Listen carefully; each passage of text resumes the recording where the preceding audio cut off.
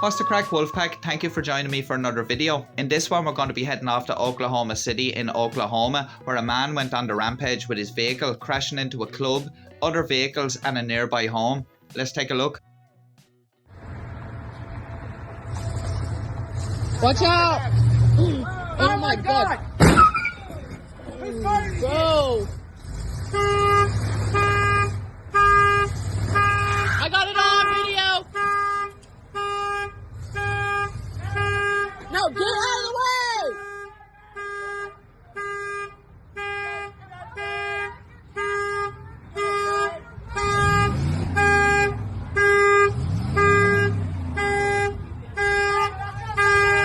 Move! Y'all move! Get out of the way!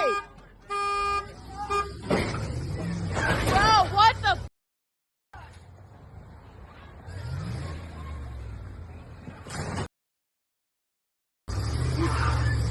No! Oh my god! What the is he doing? Get out of the way! Now! Now! Go! Move out the way! Move! Go!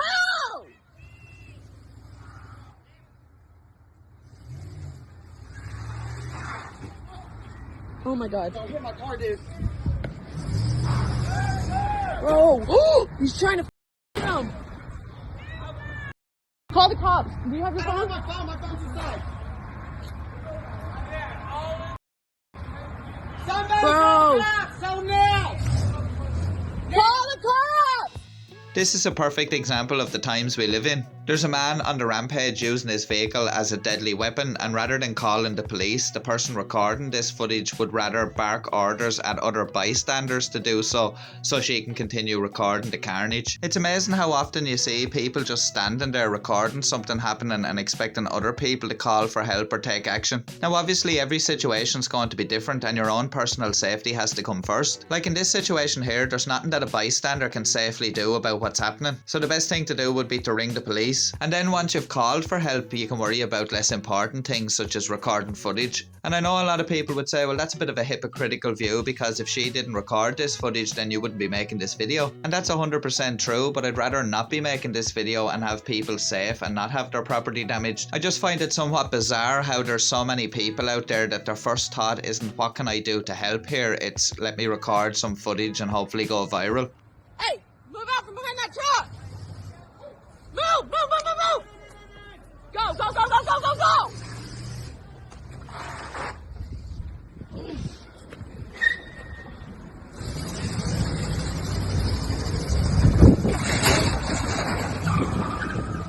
He's going. He's gonna hit that car. No, no, no, no, no, no, no.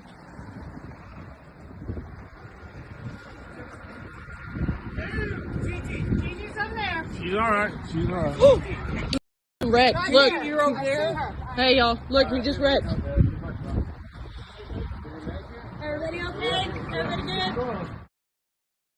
Contrary to what that lady said at the end there, he didn't wreck at the end of the street. The driver continued on his reckless rampage for nearly another 5 miles. The incident began at the pastime club off I-35. The driver drove across Oklahoma City, only coming to a stop when he crashed into a home near the Burntwood Mobile Home Park. The suspect was identified as Gary Fry, and he's facing 2 counts of assault with a dangerous weapon and 1 count of malicious injury to property. The incident began in the pastime club near Southeast 59th and I-35 after an altercation, and Mr. Fry was asked to leave the club. Witnesses told police that while Fry was being escorted out, he stated that he was going to drive his car into the building and threaten the life of one witness. It was very scary and we were very concerned for our customers, said pastime club manager Deborah Bass. It was very much a flip switch. One of my customers had just gotten in the door when she felt it and it rocked the front side of our building, said Bass. Vehicles in the parking lot that received damage during the rampage included a silver Cadillac and a silver Buick. Fry then left the parking lot of the club in his vehicle but went on to cause more damage damage later on. Police said that they did get a secondary call from a house near Southeast 89th and Bryant, and the people there indicated that a vehicle had run into the home.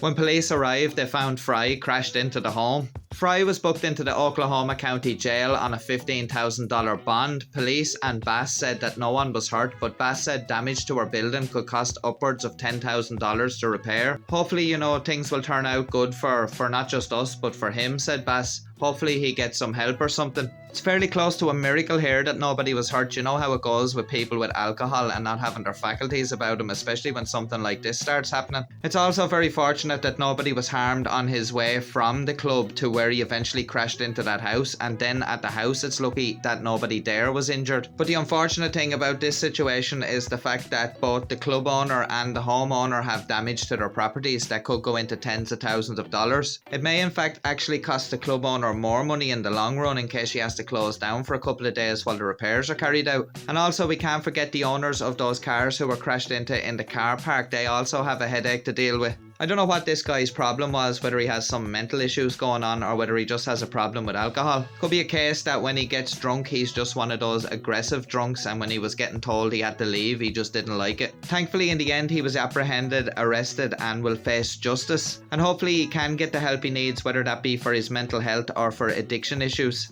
I mentioned earlier on in the video that nowadays a lot of the time we see that people would be quicker to take out their phones and record some incident that's happening rather than try do something to help. And this has been a topic for discussion here in Ireland in recent years. This article from the Irish Independent from 2019 says family of woman who died in car accident condemned those who shared graphic photos from crash scene on social media. Jackie Griffin died after a multi-vehicle crash on the M50 in Dublin, and not long after the collision, graphic pictures and video taken at the scene started appearing on social media platforms. Her family asked the public to stop and think about sharing images of the accident. Independent Senator Lynn Ruane read a statement on behalf of Miss Griffin's family at an Oireachtas Justice Committee discussing cyberbullying and online harassment. It read that Miss Griffin's decapitated remains were shared all over social media. Just because an accident happened in a public place does not mean that she does not have a right to privacy and dignity. Absolutely disgusting behaviour from the people recording that at the crash scene. Your heart has to go out to the family here. Not only are they dealing with the tragedy of losing a loved one, but they also have to go through the horror of seeing it plastered all over social media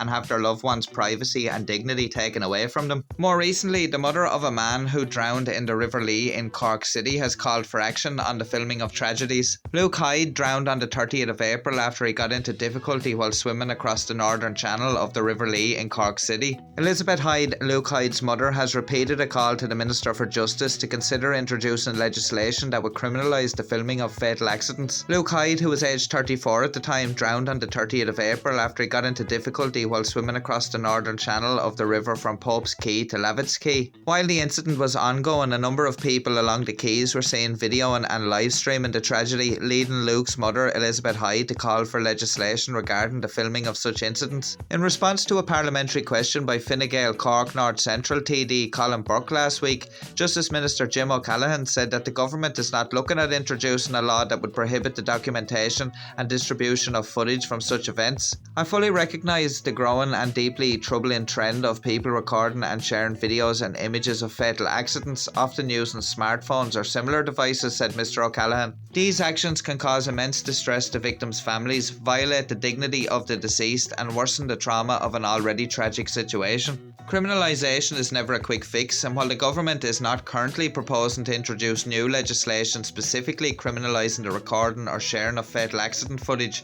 I recognise the harm that can be caused. Luke's mother said, "For anybody filming these accidents, I would like to see prosecution, jail time or a massive fine," she added. "I don't know what has happened to the people of this world. They're like zombies to see a tragedy and just film it instead of helping." Members of the fire service who were called to the scene said they saw no signs of lifebuoys in the water when they arrived minutes after the alarm was raised.